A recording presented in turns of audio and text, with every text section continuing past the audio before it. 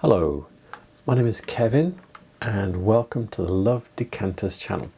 So I've done another stuff I bought for me video because my wife took me away for a couple of days to Norfolk as a birthday treat, and as it was a birthday treat, she let me buy some glass, which that was a mistake because I do have a bit of glass to show you. Yeah, enough for a whole episode. So, and it's all old school glass as well, I'm afraid, because it's an old school kind of place in a way. Yeah.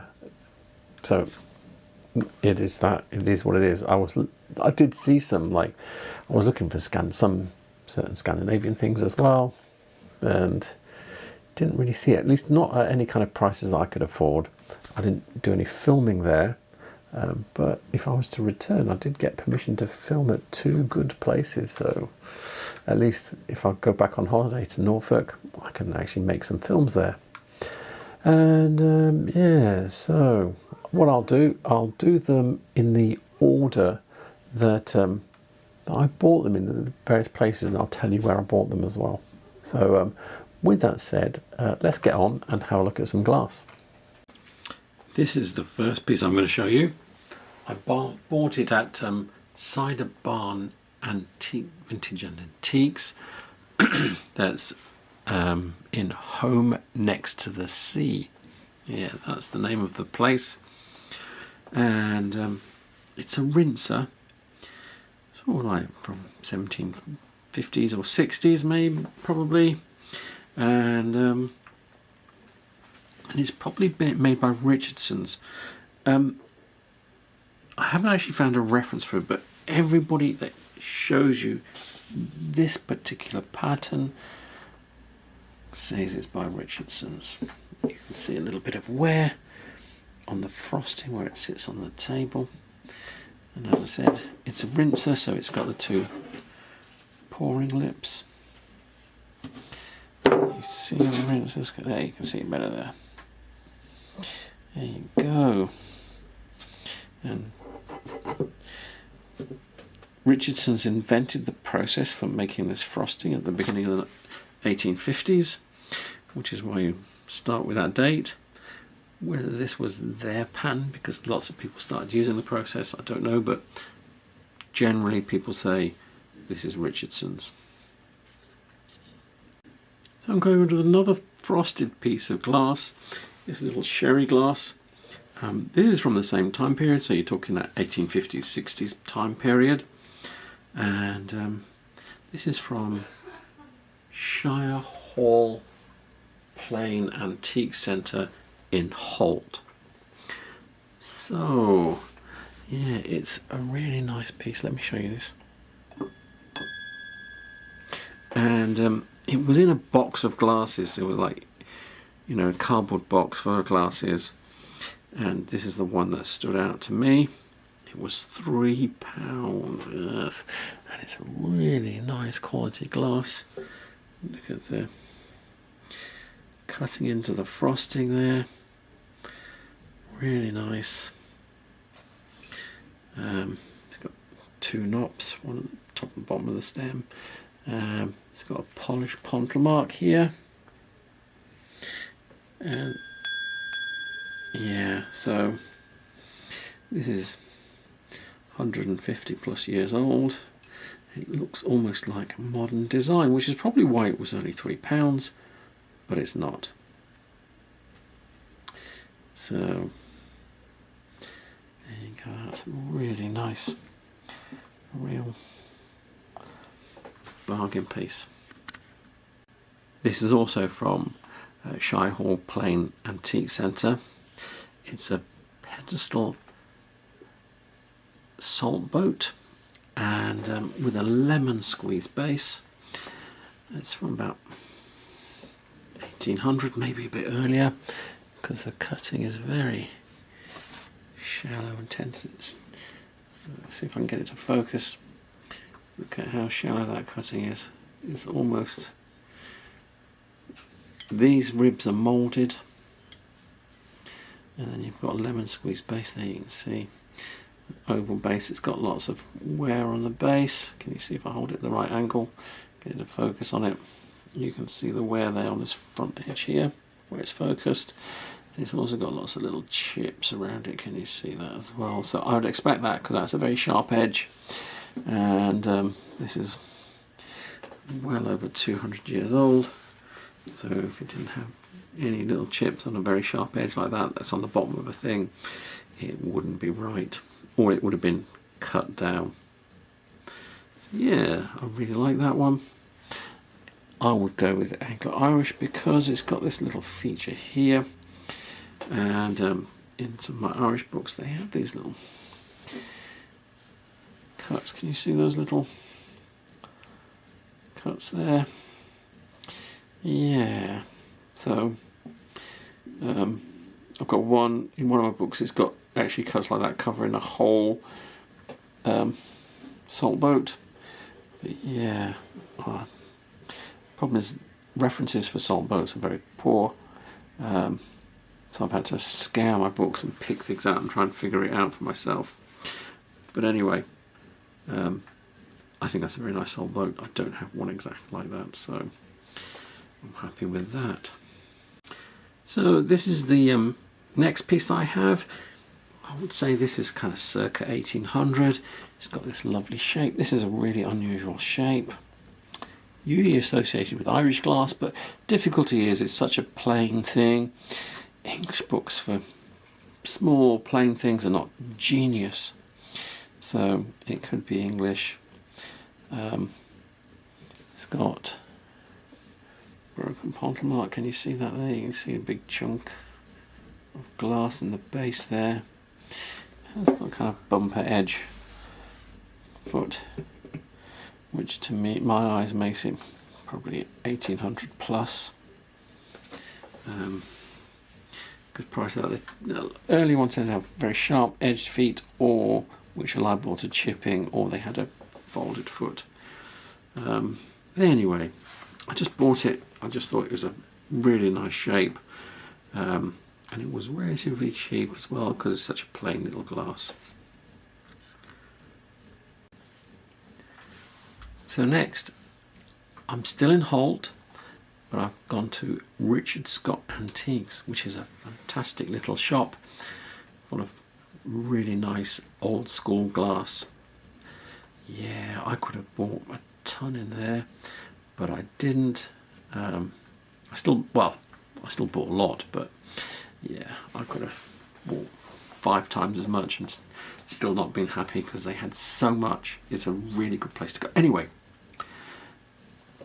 yes, recognise this pattern? Yeah, so the supposedly Richardson's frosted pattern. I actually know where there's another one of these.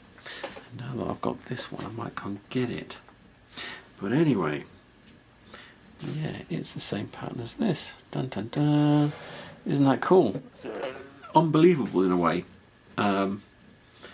So yeah, I'm really pleased because I have a few bits of this now. Yeah, not really a service. One of these and one of these doesn't really make a service. I've got some goblets and I've got a carafe as well. So I might show that as together as a service or part service to show you what the different things look like. And anyway, so yeah, this is a little custard glass, same period. That's sort of 1850 to 1870 period, because that's when, can't be earlier than that, because that's when this process was invented. And yeah, it's got piggy tail, so at the time this was made, this is a very old school way of making handles. Yeah, it was coming to the end of its life making handles that way. So yeah, anyway, let's move on. So yeah, still at Richard Scott. Everything you've seen from now is from Richard Scott. Another pedestal salt boat, because you know I'm like a moth to candlelight when it comes to pedestal salt boats. I really like them, and this one's it's a stonker because it has got any lemon squeeze, but it has this cruciform base. Normally they have like a diamond base, and then next is like an oval base, and then yeah, this is like the rarer type with this base like this. You can see the wear on the base. Can you see it's all grey? So that's really good to see that.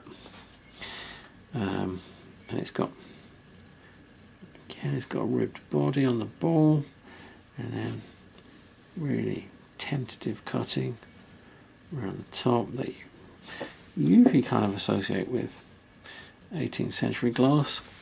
So yeah, that is a really nice one. I've got like about 20 odd of these, and that's the only one with that shaped foot I've got. So I'm really pleased to have that one. And I think it was like about £22 or something like that. So yeah, really happy to have this really rare one. If anybody was to start collecting these, this is one to get. Anyway, there you go. So this was a last minute purchase from Richard Scott. There's a little drawn stem wine glass, conical foot. Now I have, and it's got this frieze, it's called an XO frieze. Can you see? Not XOs, X is really the stars. Can you see that? And then ovals next to them. Now I have another glass with that frieze on it, and it's a facet stem glass. So that kind of makes this possibly 1780s. That's the date I've put on it, and it's got a lovely shaped bowl as well, because look at the curve on the bowl. Normally they just go straight out as a funnel. This one curves in. I really like that. You can see you've got a conical foot, broken pontal mark. Yeah, everything's what you'd expect it to be from the glass of that period, and of course it's lead crystal too. So yeah, I'm very happy with that glass. So next, this is from Richard Scott as well. A nice decanter, nice cylinder decanter with 3 rings. If we got 3 rings like this in a cylinder decanter, it's called a royal shape. At least that's what Apsley Pellack called them. And yeah, this one's really, really nice. It's got a few little nice features on it, which makes me think it's Anglo-Irish as well. Let me highlight. So for starters, this is not Anglo-Irish, but it's got a blown ball stopper. You can see the wear on it. So this has been with something a very long time, and when it goes in here, it fits super tight. That's the decanter rocking, not the stopper. So that's an original stopper. I'm very happy with that it's original. Then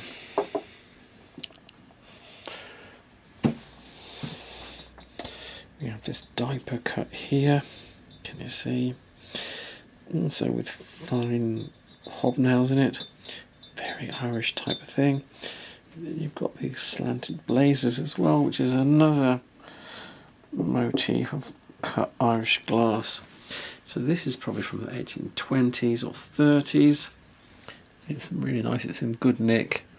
I should show you underneath as well, because that's what you've got to do. And look at the wear.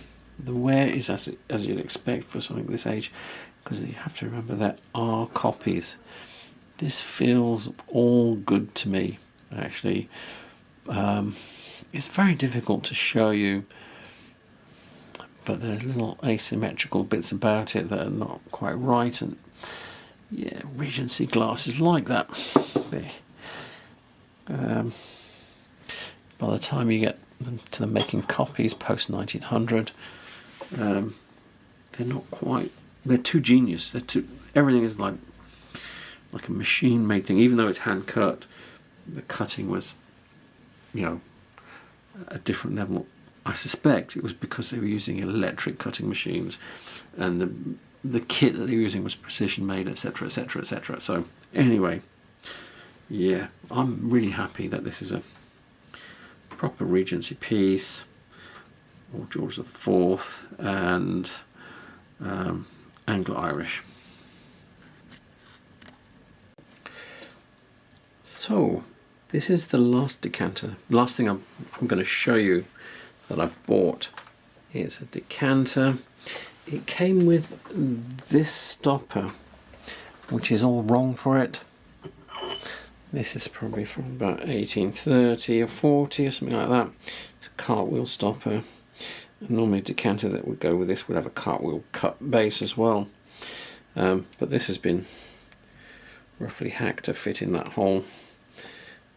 It's very wrong for it, so put that aside.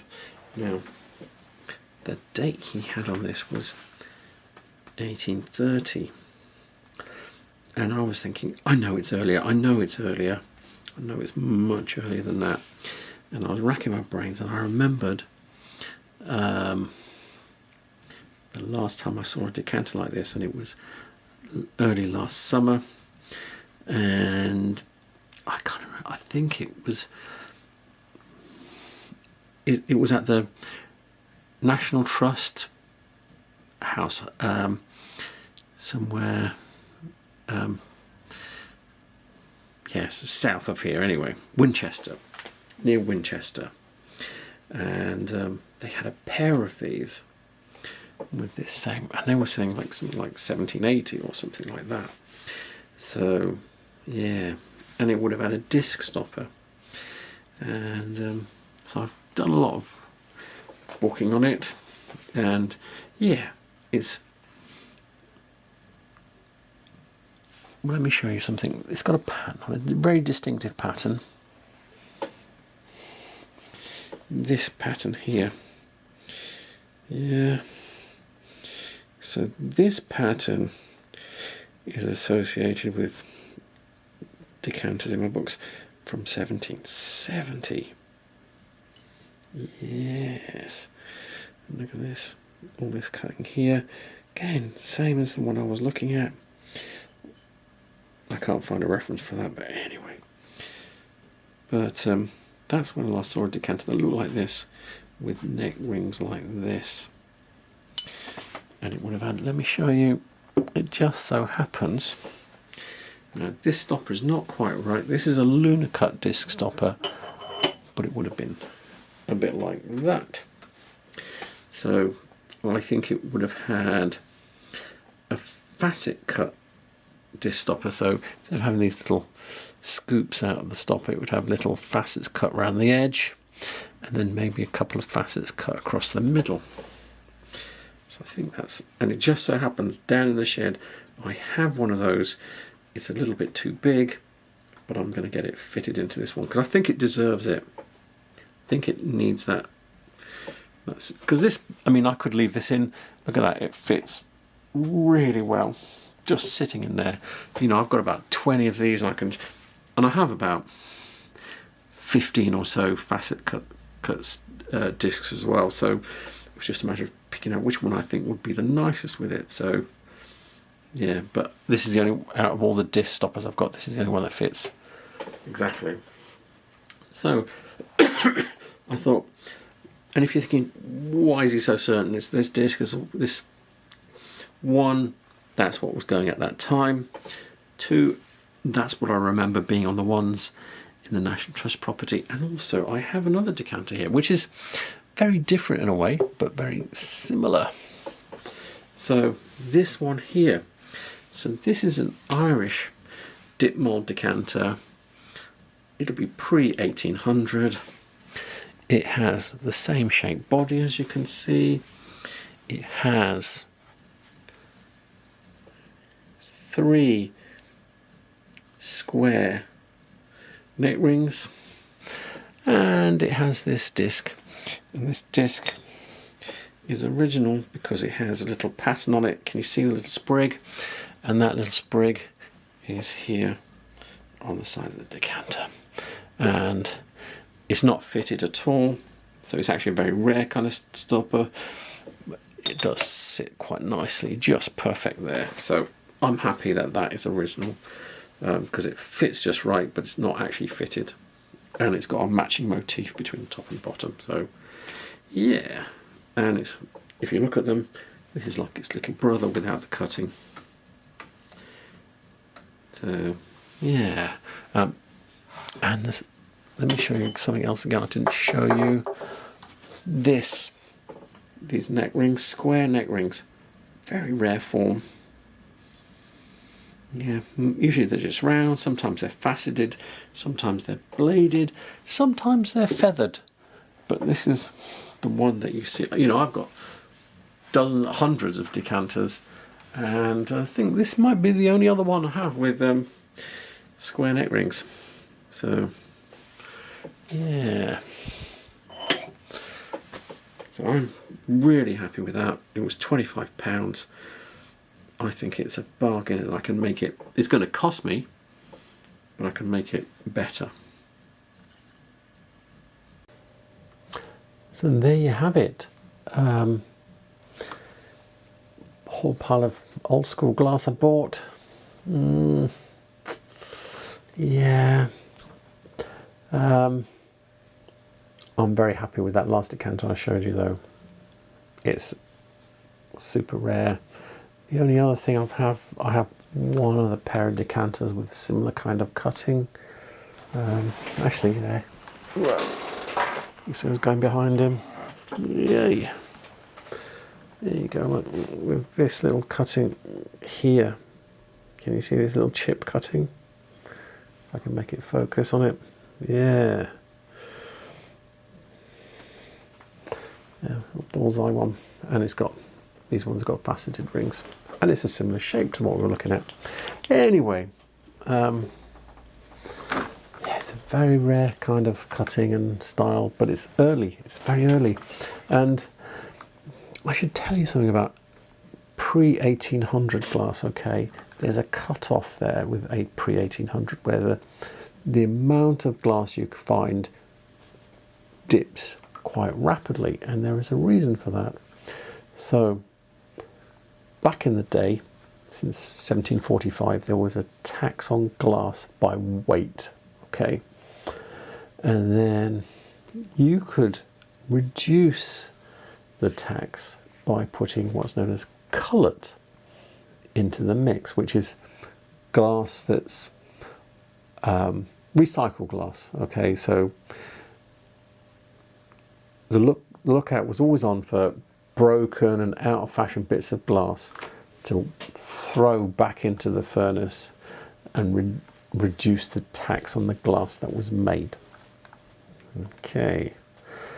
Now, if you've got probably young lads running around looking for scraps of broken glass, and also for anything that people weren't interested in, they were going to take it somewhere and ship it out to a glass maker who would pay for it because it had value, just like a lot of it, like in Germany, I think if you're recycling your bottles and stuff, you get money back on them. Yeah, that kind of thing. So anyway, in 1800, that tax relief came off. So the drive to look for recyclable glass disappeared a bit. It does have some benefits in the glass making because it gives you a starting point to, when you're putting your mix together, to actually make the glass start fusing into glass from the mix of sand and chemicals and stuff. So it does have some value from that point of view, but that tax relief value disappeared. So yeah, see, that's why you see that sharp drop off in the amount of glass that you get that's pre-1800.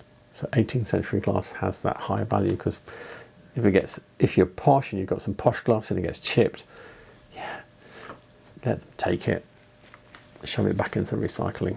Anyway, sorry, I'm blurbing on about history of glass now. Anyway, I will give you the contact details for the 3 places I bought from. highly recommend Richard Scott. It's a small shop, but there is a mountain of glass in there, and its prices really interesting bits and pieces like the cruciform foot salt boat. Yeah, you just don't see them, and so yes, so I highly recommend that one anyway. And it's a small place, but go to Holt. Holt's got quite a few antique places, but yes, I will give you their contact details, so you can, if you're ever going to North Norfolk, you can look them up. And yeah, so please remember to like and subscribe. It helps my channel a lot. And thank you for watching, and have a good night. Good night.